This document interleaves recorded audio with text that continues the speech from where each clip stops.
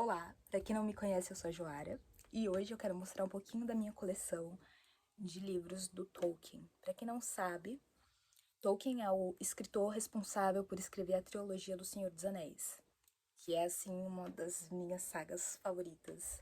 As aventuras, os personagens, todos os momentos icônicos desse livro me amarraram. Então, dentro da própria história da Terra-média, nesse período da existência de Sauron e dos hobbits, nesse auge, né, de procurarem o anel, de destruírem o anel, são comentados pelos próprios personagens a existência de outros entes muito importantes para a história desse mundo, né, que seria a Terra-média, em outras eras, sabe? Então a gente tem a presença da história que eles citam muitas vezes de Beren Lúthien, de Húrin, da queda de Gondolin. Então a gente tem um universo gigantesco dentro do universo, a gente tem uma língua criada dentro desse universo, a gente tem personagens absurdamente incríveis dentro desse universo, e é isso que eu queria compartilhar hoje. A minha coleção ela é bem simplória, não são muitos livros, mas dentro do que eu consegui encontrar e cabia dentro do meu orçamento, eu comprei. Então, vamos lá. Então eu vou começar com a Trilogia do Anel, que são esses 3 livros. Se a gente reparar, a gente tem que os tons vão tomando cores mais intensas conforme nós vamos passando, progredindo em cada livro. Então esse aqui é um marronzinho mais claro, esse aqui é um marronzinho mais escuro e esse aqui já é quase um preto, né? Esse é o último livro. Então vamos por partes. O primeiro livro se chama A Sociedade do Anel. Então a capa dele é fabulosa, eu acho ele incrível. Que a gente tem, né, o nome do escritor. E os detalhes são feitos em dourado, então isso é maravilhoso, porque tem esse efeito de luz, sabe? Uma coisa incrível. A lombada dele também é fantástica. Deixa eu ver se eu consigo focar melhor aqui. Mas tá vendo detalhes em dourado. Tem alguns detalhes em dourado. Aqui a gente tem um anel com o olho de Sauron. Aqui mais detalhes em dourado. Nome do escritor. E essa runa que está presente em todos os livros e no box. Essa é a grossura do livro. O primeiro é bem grande comparado ao segundo. E das 3 capas, essa é a minha terceira favorita. Ela é bonita, mas as outras 2 realmente são fantásticas. Abrindo o livro, a gente tem esse mapa, que seria da Terra-média. Então, a gente tem aqui a localização de muitas coisas. Tá vendo? É bem interessante. Aí na página seguinte a gente tem a continuação de um mapa e o nome do capítulo. Tecnicamente o nome do livro. Ele tem muitas páginas e a maior parte delas são cheias de conteúdo. Então, vez ou outra a gente acaba pegando uma canção ou um poema que ocupa muito pouco espaço, então é uma página bem rápida. Mas no geral elas são bem densas. No final, a gente, aqui na última capa, nós também temos outro mapa. E que, se eu não me engano, os mapas são exatamente iguais. Deixa eu confirmar. Sim, os mapas são exatamente iguais. Então, o primeiro mapa e o último mapa são os mesmos mapas. E o primeiro livro é isso. A gente tem aqui uma fecha, não tem nada escrito. E esse é o fim do primeiro livro. Faz um tempo em que eu li ele. E é bem imersivo, só que existem algumas fases, né, por ser um livro tão denso, em que a gente congela na leitura. Então, a gente lê e sente que não tá saindo do lugar. Mas são em locais pontuais. Então, a gente vai pro segundo livro, que é o menor de todos e é o meu favorito. E a minha segunda capa favorita. Ele é o melhor livro da trilogia pra mim, porém, ele não tem a melhor gravura, a melhor ilustração na capa. Essas são as 2 torres, né? Representando o bem e o mal. O um anel. E aqui a gente tem uma das torres. Esse livro é o meu favorito porque aqui a gente conhece o Barbárvore e os outros entes, né, que são responsáveis por proteger as florestas. Na verdade, é uma floresta em específica, que é uma floresta extremamente perigosa e cheia de criaturas muito obscuras. Então você tem que tomar muito cuidado por andar nela, porque ela realmente é muito esquisita. E o Barbárvore salva os dois primos do Frodo, que estavam meio que perdidos na floresta. Então, é o meu personagem favorito, eu acho que nesse livro 2 aqui. Ele é incrível. Ele leva muito tempo pra pensar, né? Porque ela é essa criatura que vive séculos e séculos, então o tempo pra ele é uma coisa efêmera. Então, uma coisa em que nós faríamos em 5 segundos, ele leva, sei lá, um dia, 2 dias, porque ele é muito tranquilo. Isso é gostoso, né? Às vezes a gente tá tão atolado nas coisas cotidianas e a gente sente a necessidade de fazer tudo com muita rapidez e se afobando de inúmeras formas, sendo que se você fizesse com tranquilidade, provavelmente sairia mesmo, daria ali o mesmo resultado e você teria uma tranquilidade absurda. Então, eu amo esse livro e pra mim ele é um 10/10. Releria de novo tranquilamente. E como no primeiro livro, ele apresenta um mapa, que é um mapa, na verdade, um pouco diferente do primeiro, porque ele pega um outro pedaço da Terra-média. Detalhe, todos os livros, eles vêm com esse marca-texto aqui, o que é maravilhoso, porque a gente nunca perde, você também não precisa de um marca-texto avulso. Como eu disse, ele é bem pequenininho, segue o mesmo modelo do outro, com bastante texto durante todo o livro. E é isso. E agora o último livro, com a minha capa favorita e muitas marcações, é O Retorno do Rei. Esse livro é fantástico. Tanto é que é o único que tem muitas marcações. Tá, pode ter sido porque eu só comprei esses post-itzinhos depois de ter começado a ler esse, então... Minhas considerações finais sobre o último livro do Senhor dos Anéis, que é O Retorno do Rei. Ele foi o que eu mais marquei coisas, né, como eu disse, mas eu não gostei dele. Eu acho que dos três, ele é o mais fraco. Então, agora eu vou dar a minha opinião sincera do porquê eu acho ele mais fraco. Aqui a gente tem a presença de um personagem que tem um destaque excepcional nesse livro, que é nada mais, nada menos que o Aragorn, exato. Aragorn é um rei que não queria seu reino, porém acabou tendo seu reino de volta no final da história. O ponto aqui é que não é que eu não goste do Aragorn, pelo contrário. Eu acho ele um personagem bem sedutor. Você acaba se apegando a ele durante a história de vida dele, dos familiares dele, né? A gente só tem esse conflito do Anel por causa de um dos parentes do Aragorn, né?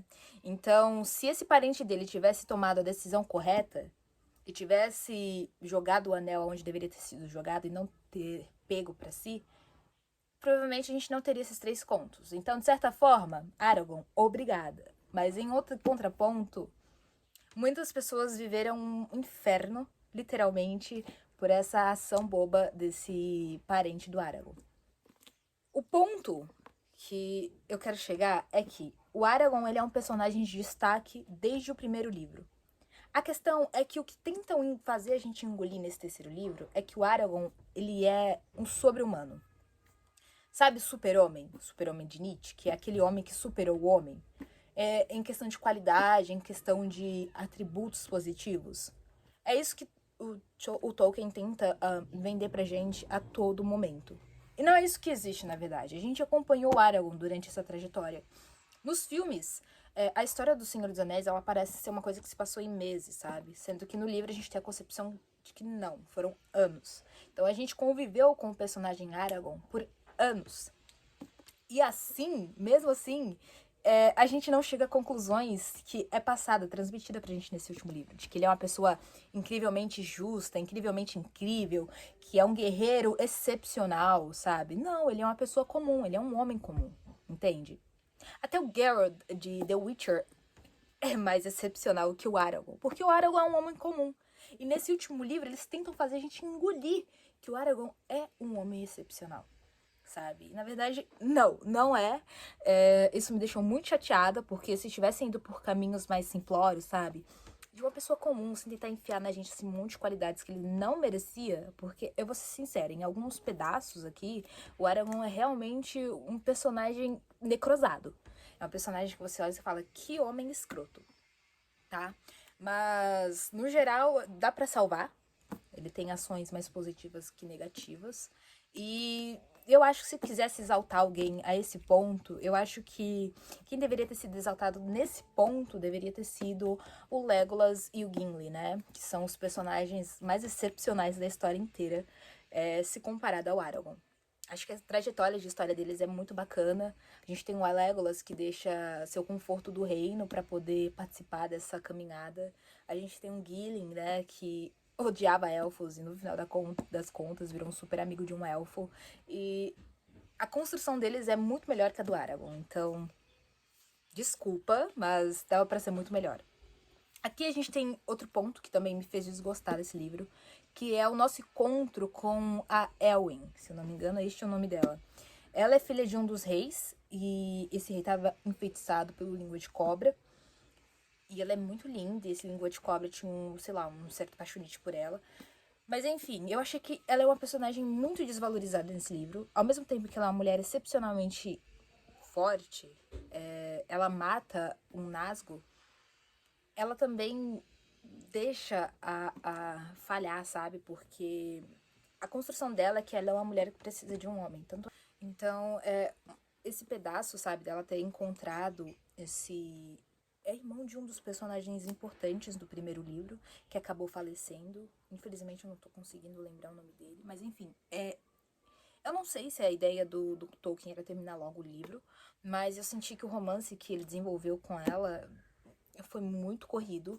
Então ela se apaixonou por ele do nada, sendo que ela tinha um super amor pelo Aragorn e depois isso se apagou, sabe? Então eu achei que ela foi um personagem, ao mesmo tempo que foi muito valorizada, ela foi bem mal escrita nesse quesito de relacionamento amoroso.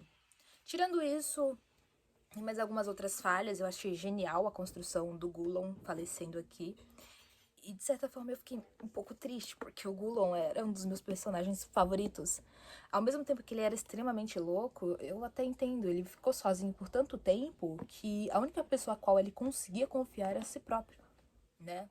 Então, ao mesmo tempo que ele é um grande vilão, ele termina como um herói, porque se não tivesse sido por ele arrancar o dedinho do Frodo e cair dentro do vulcão de lava, provavelmente o anel teria voltado a circular no meio normal, né? Então, obrigada, Gollum, que descanse em paz.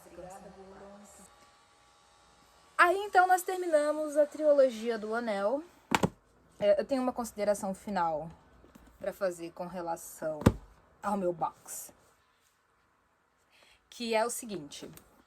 Quando eu comprei esse box, eu peguei esses 3 livros em promoção. Então, eu paguei R$100 no box. Hoje, eu acho que a gente encontra por 50, 120, mas você ainda acha por 100, tá? O problema é que eu não sei se no carregamento deu algum problema e o box caiu no chão, mas o meu livro, ele veio rasgado aqui. Ele veio bem amassado e ficou bem machucadinho. Tá vendo que aqui tem até um problema. Por dentro tá perfeito, mas por fora a carcassinha dele tá com Jesus. O segundo sofreu também um breve arranho, né? Ele amassou, tá vendo? Deu uma breve amassada, deu uma rasgadinha aqui. Porém, tá tudo certo por dentro também, não afetou em nada.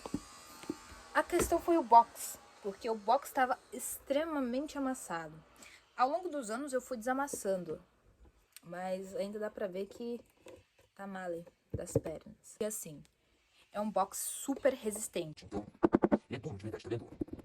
Ele é super duro E eu fico imaginando, se tivesse sido aqueles box mais fraquinhos, sabe? Tipo do Harry Potter que eu tenho aqui, que também veio rasgado, ele não teria aguentado a pressão. Não sei o que aconteceu, eles colocaram muito peso sobre ele, mas ele veio machucado. O grande ponto é que eu amo esse box, tá? Ele é perfeito. Ele tem esses detalhes em dourado. HarperCollins aqui é o nome do livro, os anéis. Porque ainda existam... Porque aqui os anéis, aqui a gente tem o 1 e os outros 3 que pertencem a elfos, em sua maioria. Aqui uma runa, do lado nós temos os outros anéis, que existe uma história pra explicar, não foram feitos só esses anéis, Foram feitos muitos anéis, uma grande quantidade para os anões e uma grande quantidade para os humanos. E no fim todos eles eram do mal. Então vamos organizar esse boxinho, colocando os livros em sua ordem. Então a gente começa colocando a Sociedade do Anel. Entra perfeitamente, é super simples de colocar, tá vendo? Você só ultrapassa a barreira e pronto. Aí o 2, bem menina, bem garota. Deixa eu só consertar esse marca-textos aqui. Então,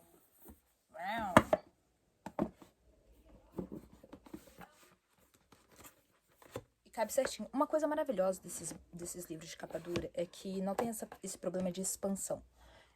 Quando o livro tem uma capa mole e a gente lê o livro, ele expande muito. As folhas se expandem. E aí fica difícil de colocar no box depois, que foi o que aconteceu com os do Harry Potter. No entanto, o de capa dura é maravilhoso, sabe? Não tem esse problema. Eles ficam bem firminhos aqui dentro.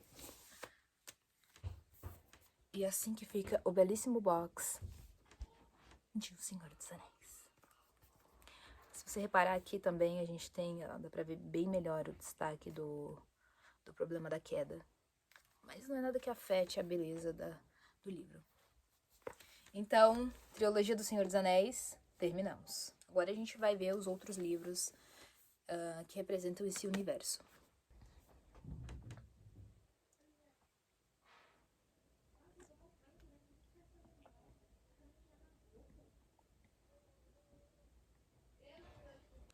Bem, então agora a gente pode tratar do meu livro favorito dessa próxima sequência, que é O Hobbit. Oh my gosh. Olhem essa capa.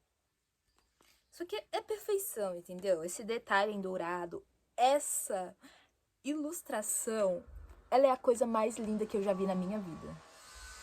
Tá? Ele é perfeito. Simplesmente perfeito. E agora... perfeito. Se a gente for comparar com a trilogia original do Senhor dos Anéis, ele não representa muita coisa, porque ele é finíssimo. Mas o que tem aqui dentro é uma das melhores leituras que eu fiz na vida, sabe? Foram páginas e páginas de aventura e eu fico muito feliz de ter feito isso, porque toda vez que eu lembro da história presente aqui dentro, eu fico fascinada. Aqui a gente vai trabalhar, então, com a busca dos anões pelo retorno da sua casa. Então, a gente vai conhecer aqui anões, 12 anões mais importantes. A gente tem a presença do Gandalf, que é tão grande quanto na Sociedade do Anel. E nós temos também a presença de um hobbit, que nada mais, nada menos é quem encontrou o anel, nosso amigo Bilbo Bolseiro. Um fator interessante aqui é que, neste livro, a gente tem que tanto os anões quanto o Gandalf sabiam da existência do anel. Só que o Gandalf, no livro, ele não imagina que seja um anel, porque existiam muitos anéis mágicos. Então, quando o Bilbo acha e mostra pro Gandalf e pros anões seu anel, todo mundo tá tipo, tudo bem, isso, anel mágico sempre tem por aí, né? Porque a Terra-média é isso, ela é cheia de aventuras, cheia de tripulia, cheia de criaturas mágicas. Então não foi uma coisa que se preocupar, sabe? Porém no filme não. O Bilbo, na hora em que ele vai falar sobre esse anel que ele encontrou, ele meio que guarda no bolso, porque o Gandalf olha pra ele assim, já meio desconfiado. Essa parte é bem legal aqui no livro, porque é todo um rolê. A gente tem um negócio deles ficarem presos juntos com os goblins, e é uma aventura gigantesca, sabe? No filme são coisas de minutos, mas no livro eles passaram um tempão lá embaixo. E o Bilbo mesmo passou, acho que alguns dias perdidos lá dentro, sabe? Ele tentava sair, mas enfim, foi uma loucura. Eu consegui imaginar muitos os cenários que são repassados aqui, porque essa capa, ela expressa, sabe, muita coisa. É interessante também notar que essa gravura ela é muito feliz, mas durante toda a história a gente passa por situações tão escuras e negras e negativas que essa imagem de verde e azul ela se perde. A gente retoma ela no final da história, porém durante a história, infelizmente, a gente não vê muito. O que é legal, né? Porque numa aventura é de fato isso. A gente passa por momentos de sol e ausência de nuvens totais e momentos de chuva e muita neve. Então, obrigada, Tolkien, por essa obra. Ela é perfeita. Assim como a sequência do Senhor dos Anéis, a gente tem um mapa. E aqui o nosso grande vilão, Smaug, o Grande, que é tapeado pelo nosso Hobbit, né? E... ah, que fofo. Aqui a gente tem a presença do Bilbo, que é o personagem mais importante disso tudo. Aqui nós conhecemos o Gollum, né? Que é um personagem que está extremamente presente no Senhor dos Anéis e é o grande herói, talvez, da história no seu finalzinho, porque ele é o responsável por destruir o Anel.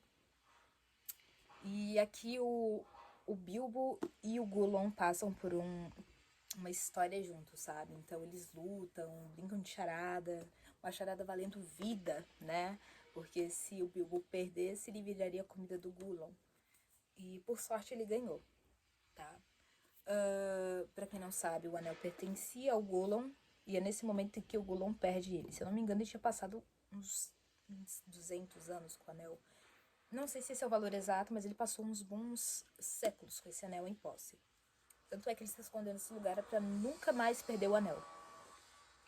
E neste livro é isso. Ele é uma aventura gigantesca. Eu acho que não tem como não gostar disso aqui.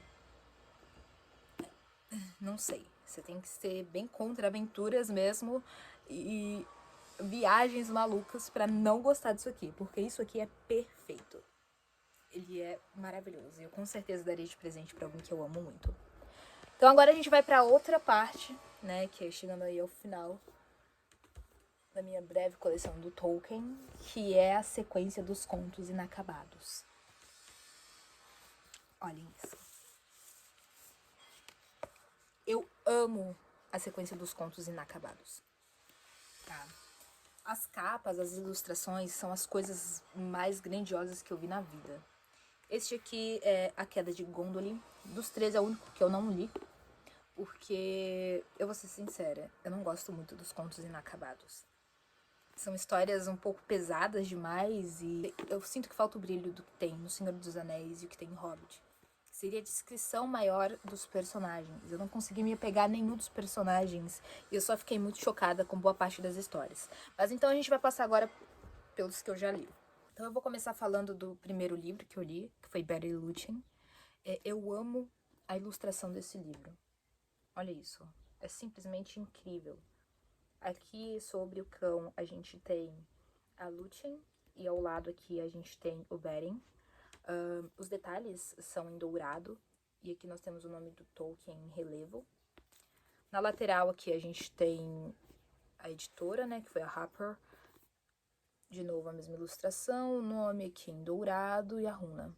E eu amo essa ilustração do final do livro, que é uma floresta, onde o Beren conheceu a Lúthien. Eu amo muito essa ilustração. O ponto é que essa história, ela não caiu muito nas minhas graças. Por quê? Vamos lá. Eu achei o enredo legal, eu achei a história interessante, mas antes de ler, sabe? A pessoa contando é uma coisa diferente, né? Você sente outras emoções, você cria outras realidades e na minha realidade isso aqui seria magnífico. Acontece que o livro real, ele não tem esse tamanho, tá? A gente tem tipo uma baladinha, então tem alguns textos corridos, mas boa parte são tipo poemas em que é chamado aqui de balada, né? Balada de Beren Lúthien. E eu não consegui me concentrar nessa parte, então eu li a história, o capítulo inicial por cima, que seriam esses textos transcorridos, mas eu não consegui me dar bem com a balada, né? É interessante que nessa versão que eu tenho, a gente tem a versão em português aqui, e do lado a gente tem o texto em inglês. Então, se você quiser ver a versão original, é maravilhoso que tá do lado. Mas isso só pra baladinha. Uma coisa positiva desse livro, e que salva muito o contexto de eu ter comprado ele, é que ele tem imagens incríveis. Simplesmente incríveis. O grande vilão desse livro é um gato. E aqui nós temos um cachorro. Ou seja, o cachorro vai lutar com o gato. Isso é interessante, tá? Não é ruim. Mas o que estraga mesmo a história é o ponto de que eles tentam vender pra gente que Beren e Lúthien são incrivelmente apaixonados. Só que eles só entregam, sei lá, 15 páginas do romancinho deles, que nem foi um romance de verdade. Meio que toda vez em que o Beren encontrava a Lúthien, ela meio que dava um jeito de fugir, até que eles decidem se casar, e daí ela vai conversar com o pai dela, que por um acaso é um elfo extremamente importante. A mãe dela é tão importante que é quase um anjo, é uma entidade celeste. E é meio apagadinho. Eu senti que se tivesse mais da mãe dela, que seria interessante. É um ente realmente celestial. Só que o pai dela é contra, né, esse casamento entre elfos e humanos, e meio que dá uma missão pro Beren, e se ele conseguir trazer uma Silmarillion pro reino dele, e entregar pro rei essa Silmarillion, a Lúthien pode se casar com ele. É uma missão tão impossível que ele sabe que ele, se ele for, ele morre, e que muito provavelmente ele não iria aceitar. A questão é que o Beren aceita e vai atrás dessa tal pedra, que está com nada mais, nada menos que um dos grandes vilões da história. O ponto é que ele é pego, capturado pela guarda desse vilão, e ele fica anos lá.